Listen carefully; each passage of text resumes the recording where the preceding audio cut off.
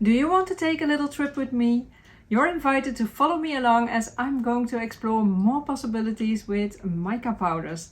Last week we covered some of the basics and today we're going to kick it up a notch and try more mica powder ways. So let's get to it. I'm starting with this stamp. I stamped this with Versafine Clair in black on a piece of card and I embossed it with a clear embossing powder.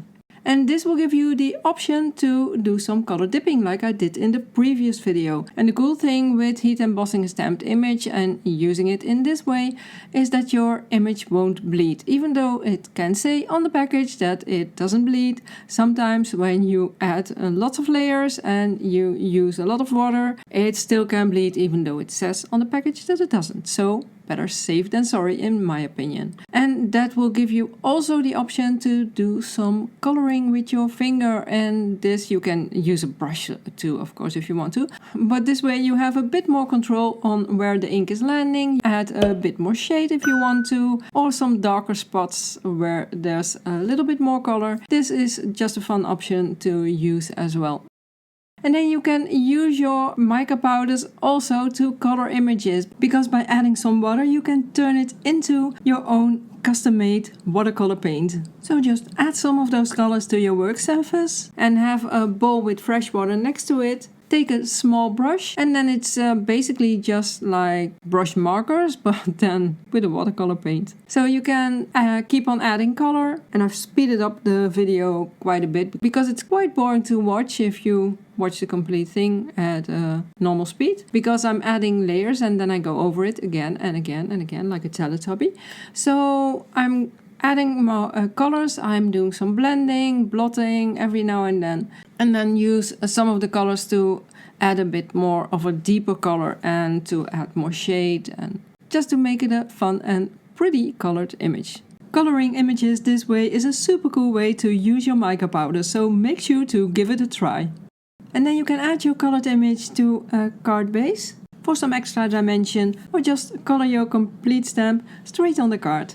But what's the reason to emboss a stamped image? I have a piece of card with some black ink. On the right side, regular black ink. On the left side, I embossed the black ink. Now I'm adding some powder and I add some water. And then I will show it up close. And then you can see on the left, the mica powder is sitting on top of the embossed part. And on the right it's creating sort of a haze, a mist or a fog. Now you may not want this for your stamped images, but it also gives you some options to work with, which is always cool. And because it's sitting on top of the melted embossing powder, you can remove it with a wet wipe or blot it with kitchen paper or a cloth while you are coloring your image. Next I have an Art by Marlene stencil.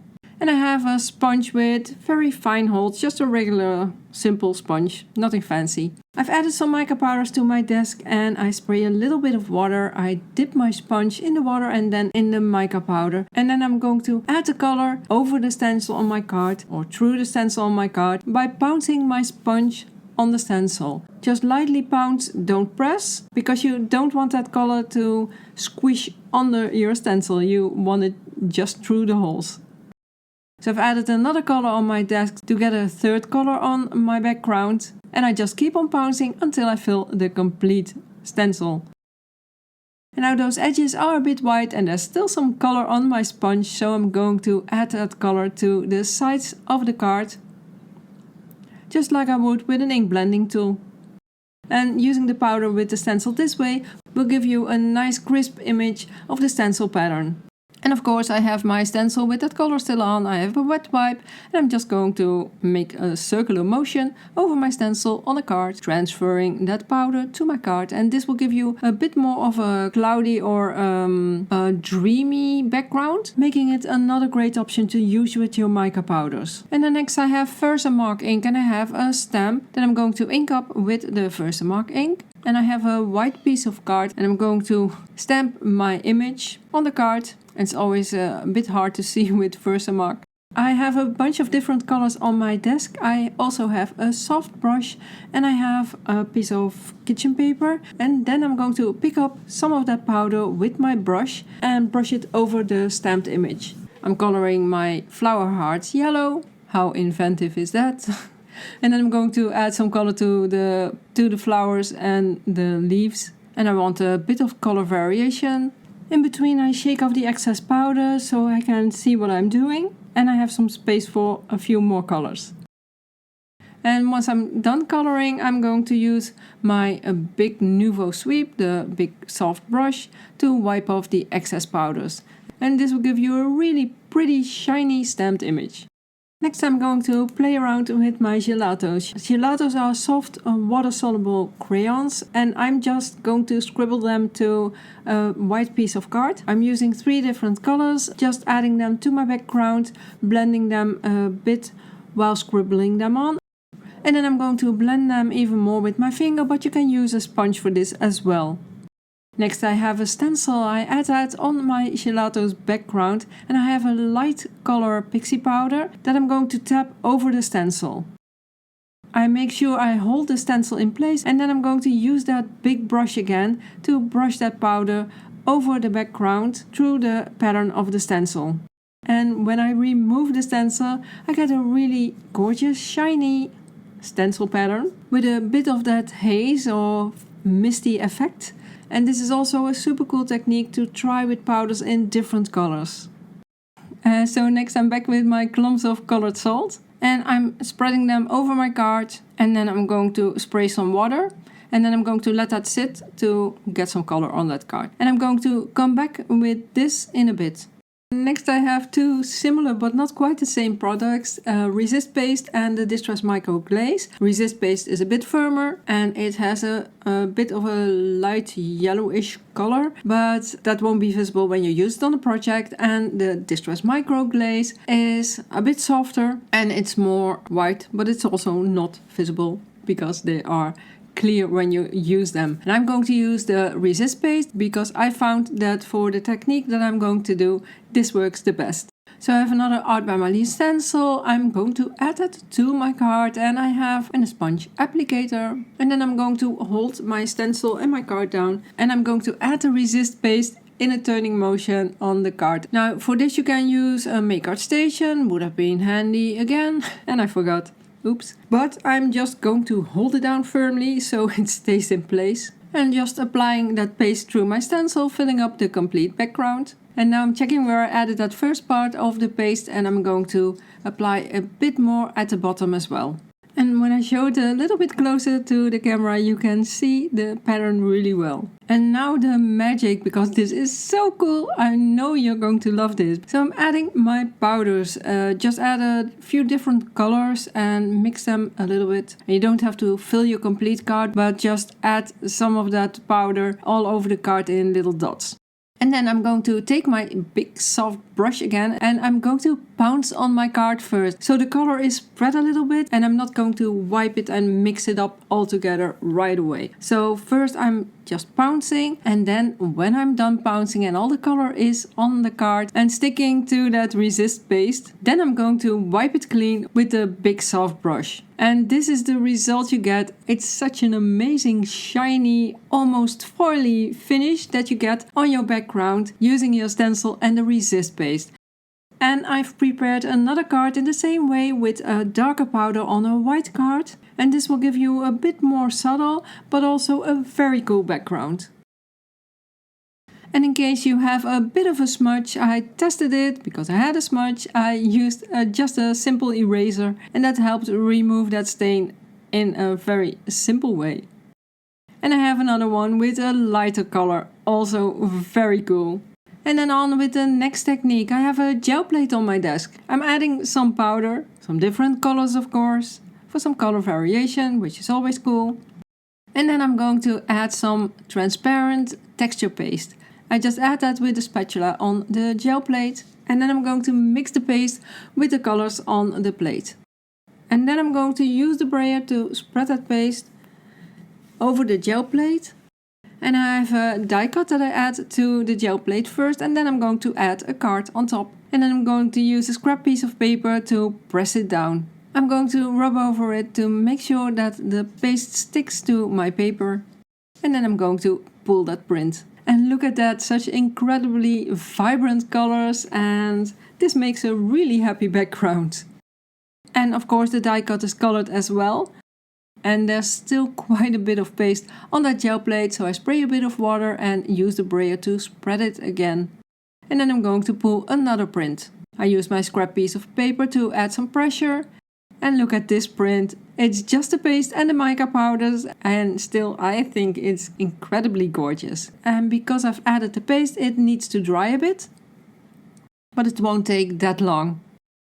And this is what they look like after drying. Shiny, glossy and vibrant. What else does a girl want? And then another technique. This is another really relaxed and fun thing to do, is making drops. And when you use a clear or a colorless drop, you can use some of those mica powders to add a bit of color. So I add some powders on a piece of backing from double-sided adhesive. Sticker sheet will work as well. And then I'm going to make a drop on top. Make sure that the product is at the end of the tip before you have it hovering above your powder. Because if the product is not at the end of the tip, you will blow it away with the air that's in the tube. So here I have a bunch of drops. I'm going to let those dry. I have another fun way to use that colored salt from the previous video.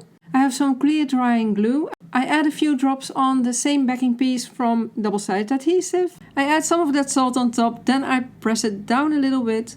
And I'm going to push it inwards a bit so the salt sticks to the glue. Shake off a bit of the salt so you can see the shape better. And then you can shape it a little bit more. And then set it aside to dry as well. And then of course you can use your mica powders with stencils. First spray your card on both sides against warping. And then add your stencil on top of the lightly moist cardstock. Add some of those mica powders and spray some water. And this is one way to use the mica powders with stencils. The second way is add your stencil to a piece of card or background or whatever. Then add your powders and then spray some water. And this will give you a bit more of a clear reproduction of the stencil pattern, because the powder was added dry on the card instead of on a moist card.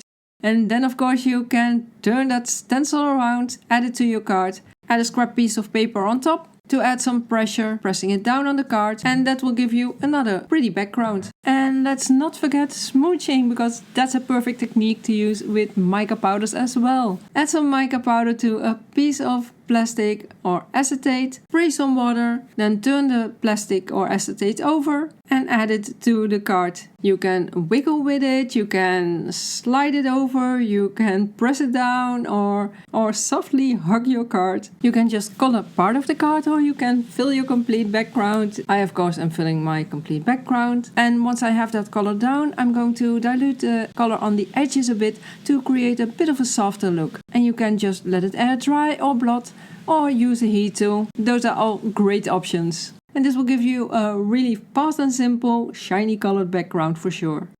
And out of that background I cut a piece of chicken wire. And there are lots of tiny bits that come out of that die, which makes a great shaker card filling of course. And you have the chicken wire making this a really cool twofer, which is always great. And then next, it's also fun to mix your powders with a paste to make your own colored paste. Just add some paste on your work surface, add a bit of color, then mix it up. You can mix it completely so you have one block color, or you can leave some color difference by just mixing it up a little bit. I'm going for the color difference of course. And then you can apply the paste through the stencil. Now depending on the paste, the mica shine will stay or it will go. And in this case, you won't see it back once the paste is dry. But in combination with the shiny background where I use the same colors, the more matte version with the colors popping up a bit more bright in the paste, I think it's a really cool combination. And in case you're wondering if the paste that you have works with the mica powders and the shine will stay or not, just give it a try to know for sure. And this is another super cool way to use your powders. And here are the backgrounds I made with my colored salts. I'm just scraping off that salt with a plastic card, so a gift card or an old credit card or something similar. And then I have 3 colored backgrounds and a bunch of colored salt that you can use to make some pretty dots or use it in a shaker card for instance. And out of those backgrounds I cut a bunch of flowers. And I love adding a bit of ink to the sides of the flower. But you can also use the mica powder. Mix it with a tiny bit of water and pick it up with a sponge applicator and color the sides of your flowers. I went ahead and made a few more of those dots and salt domes, and they are dry now. So I'm going to use them as flower hearts. I'm just adding a bit of that same glue that I used to make the little salt domes and then add it on top of the flower. And this gives you a super cool textured flower heart.